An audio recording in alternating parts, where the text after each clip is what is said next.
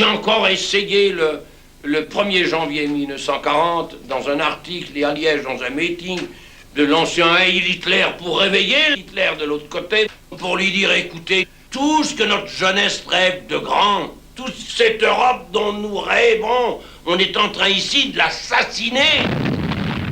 Il est difficile de réaliser l'impact que donna à l'Europe cette invasion de la Russie soviétique. Pour des jeunes gens, comme nous l'étions, rondant de force, rêvant de grandes choses, c'était une épopée. Des centaines de milliers de jeunes gens qui n'étaient pas allemands, dont un certain nombre étaient anti-allemands, sont partis offrir leur vie sur les champs de bataille de la Russie, avant tout pour mettre fin à la tyrannie communiste, et secondement, pour donner enfin à l'Europe la possibilité de se réaliser. Tout le monde se mettait en place. Les Français rassemblaient leurs garçons, les Espagnols envoyaient une division entière, les Hollandais déjà partaient, les Danois partaient, les pays de l'Europe centrale partaient, l'Italie partait, 60 000 hommes pour commencer, il y en aurait 200 000. Et puis nous avons été coincés également par les Flamands qui partaient. Eux ont décidé tout de suite de partir. Le jeu diabolique des Allemands continuait. Ils ont voulu nous séparer même à un moment pareil. Ils ont jeté les Flamands prématurément dans les bras de la SS. La SS est une puissance dangereuse, il fallait entrer là qu'en force. Tandis que nous, Wallons, on nous a envoyés à la Wehrmacht, l'arme parallèle et bientôt opposée. J'ai hésité quelques jours encore à engager la jeunesse de mon pays dans une expédition militaire aussi fabuleuse. Il n'y a pas moyen d'échapper à l'histoire, il faut bien entrer dans la bagarre, mais il s'agit maintenant d'y entrer avec honneur. Pourquoi est-ce que moi, personnellement, me suis inscrit? Eh bien, j'ai été convaincu qu'il n'y avait rien à faire en Belgique tant que la guerre existait. J'aurais pataugé dans des barbotages. Tout ça, c'était des petites affaires où on ne pouvait que s'user. Et pourquoi je partais comme simple soldat? J'allais là pour gagner des droits. J'ai reçu un télégramme d'Hitler me nommant lieutenant. Immédiatement, j'ai envoyé un télégramme pour refusant cette nomination. Ce que je voulais, c'est commencer par le bas, m'imposer par le bas et arriver en haut à force de sacrifice, à force de combat. Le 8 août, j'ai fait un discours au Palais des Beaux-Arts avant le départ qui était une charte. Les Allemands m'ont demandé le texte du discours que je fallait prononcer, je l'ai refusé, je n'ai jamais communiqué un texte. J'ai là lancé au nez des Allemands notre objectif. Et nous allons là-bas pour notre pays, pour leur présenter avec honneur, pour acquérir des droits pour lui, et nous allons là-bas pour l'Europe. Nous avons franchi le Dniepr au début de novembre, mais à peine de l'autre côté, libre. On pense toujours à la neige, mais la boue, c'est encore plus terrible que la neige. Le sol là-bas est un sol plein de pétrole, huileux, et la boue vous colle aux pieds. Et alors vous avez des bouts d'1 mètre de profondeur. Nous devions nous lier avec des cordes les uns aux autres pour sauver celui qui s'engloutissait. À peine avait-on fini avec les bouts, tout d'un coup, paf, mais en 24 heures, le gel est là. Ça commence à 20 degrés, puis c'est 30, et puis c'est 40. Et vous aviez partout des crêtes de boue gelée d'1,5 mètre de hauteur qui vous crevaient tous les carters. En une semaine, il n'y a plus qu'un camion qui pouvait bouger. Parce qu'il tombait des neiges de 4 et 5 mètres de hauteur. Tous les ponts avaient sauté et on faisait d'abord passer les munitions.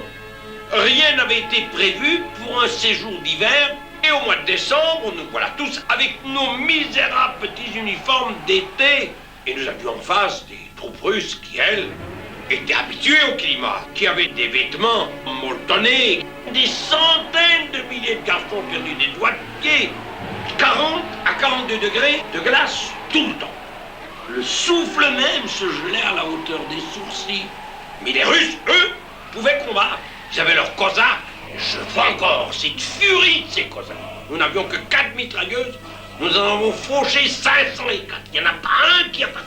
Nous n'avions rien à manger. Le ravitaillement n'arrivait plus. Russes, ils pouvaient manger des pommes de terre gelées. Nous autres, nous étions des peuples de l'Occident, des peuples décadents, avec des tas d'habitudes.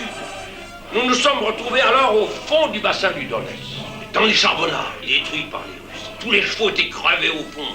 Il y avait une odeur abominable. Et nous étions dans cette misère des villes russes. Il n'y avait qu'un carreau.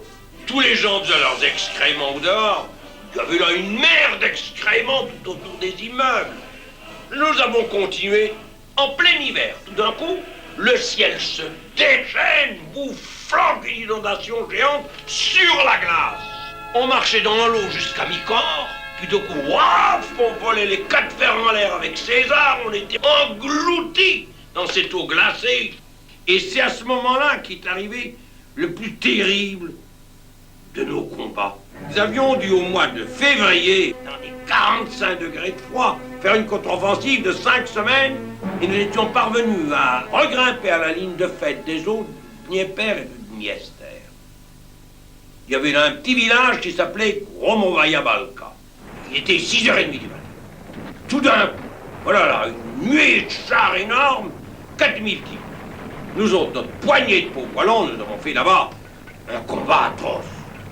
Moi, j'étais simple soldat mi-tailleur. J'avais été blessé 15 jours plus tôt au pied, et à cette occasion-là, j'avais été nommé caporal. Ayant été blessé au pied, je ne pouvais même pas bouger. J'étais installé avec ma mitrailleuse entre deux chevaux morts. Les chars mettaient nos gens en débandade, puis restais entre mes deux chevaux morts. Et nous avons 200 morts. Après des heures, est arrivée la contre-offensive allemande. Et le général allemand s'est jeté sur moi, m'a collé sa croix de fer de seconde classe. Nous étions cités à l'ordre du jour de l'armée allemande. 32 de nos soldats étaient décorés de la croix de fer, ce qu'à ce moment-là était un chiffre extraordinaire. Nous étions des vrais soldats. Pour des Allemands, nous étions devenus leurs camarades. Arrive la bataille de Charkov. Deuxième ruée des Russes, crevant le front. De nouveau, nos garçons étaient extraordinaires. À ce moment-là, pouf, moi j'attrape la croix de fer de première classe. Je suis nommé lieutenant pour la valeur. On continue jusqu'au Dnieper. Un mois après, c'était le grand démarrage vers le Caucase. Nous venions de recevoir un nouveau bataillon, et tous des garçons de 16 ans. 5 semaines d'offensive, 1130 km de marche et de combat. Et à peine étions-nous engagés dans les montagnes qu'on n'avançait plus que de traquenard en traquenard. C'était des forêts vierges avec des chênes centenaires tombés les uns dans les autres. Il fallait avancer avec des haches. Et c'est alors que nous avons eu les combats terribles de Tcherjak. 7 jours et 7 nuits. Le chef de notre jeunesse, John Hagemans, est mort dans ces combats. Ce fut quelque chose d'atroce. Corps à corps, jour et nuit, avec des troupes sauvages. Les Russes avaient amené là tout ce qu'ils avaient pu ramasser comme Mongols. Nous avons perdu tellement de monde que nous n'étions plus que 143. Partis à 1200, et il y a eu un bataillon entier de renforts. Que j'avais eu une blessure au cœur, l'estomac ouvert et le foie perforé, ça compte quand même. Et j'étais resté là, j'avais été à l'hôpital un jour. Nous avions été cités à l'ordre du jour du grand quartier général. Mais nous étions en but à des manœuvres qui étaient proprement scandaleuses. La Gestapo avait monté chez nous un véritable service de mouchardage. On nous avait envoyé comme volontaires 2 flics de Bruxelles qui étaient passés au service de la Gestapo et qui étaient là uniquement pour nous espionner. Les Allemands cèdent. Je reçois un télégramme très aimable d'Himmler m'invitant au grand quartier général et m'envoyant son train spécial. Himmler m'attendait à l'arrivée au grand quartier général. Il me prend dans ses bras, il dit « Oh, mais une livre de grêle, tout est oublié. Vous entrez au Waffen-SS. » Pas du tout, nous n'entrons pas au Waffen-SS. D'où est-ce que vous avez sorti cette histoire? J'ai eu 10 jours de conversation avec le général Berger. Oui, il est là. Demandez-le lui, ça a complètement raté. Nous nous sommes brouillés. Donc nous n'entrons pas à la SS. Il faut qu'on discute une histoire pareille. Et là, je savais que j'étais dans la ligne exacte de la formule hitlérienne. La base de tout, c'était le peuple. Plus tard, quand j'aurai gagné, Hitler me nommera Volksführer, c'est-à-dire chef de peuple.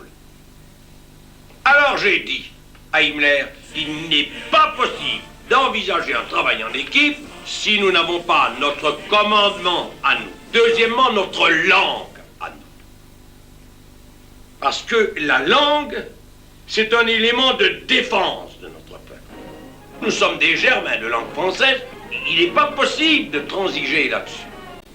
J'ai passé une nuit extraordinaire avec Hitler. C'est cette nuit-là que le grand destin de l'Europe a été assuré. Je suis convaincu de ça. Quand Hitler a dit « Si j'avais un fils, je voudrais qu'il soit comme vous », c'est parce qu'il avait compris qu'au-delà de ses forces qui s'épuisaient, j'étais là, le jeune lion rugissant. À Courche, en juillet 1943, ce fut l'affrontement décisif.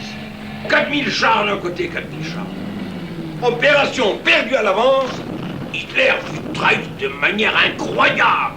Tous ses commandements étaient automatiquement transmis au commandement soviétique, que les Allemands partout tombaient dans un piège. Cette bataille, en une semaine, se convertit en un anéantissement des troupes blindées du Troisième Reich. En une retraite pleine d'erreurs. Le Dniepr lui-même fut franchi, Kiev fut pris. Et par Kiev, les Russes ont pu entreprendre une énorme manœuvre d'encerclement vers le sud. Et repartant quelques mois plus tard pour le front de l'Est, notre train s'avançait dans un véritable boyau.